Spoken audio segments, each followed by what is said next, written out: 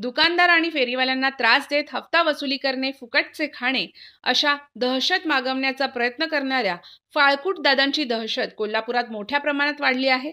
यामुळे फेरीवाले आणि व्यावसायिक त्रस्त झाले असून या फाळकूट दादांचा बंदोबस्त करण्याची मागणी व्यावसायिकांमधून केली जात होती। यामुळे आता फेरीवाले आणि व्यावसायिकांना त्रास देणाऱ्या या गुंडाचा बंदोबस्त करण्याची मोहीम पोलिसांनी हाती घेतली असून शनिवारी 6 जानेवारी रोजी शहापुरी पोलिसांनी रात्री तारण आणि चौक परिसरात गेल्या 4 वर्षापासून या परिसरात दमदाटी करत फुकट बिर्याणी खाणाऱ्या गुंडाला अटक केली असून गुन्हा दाखल केला आहे।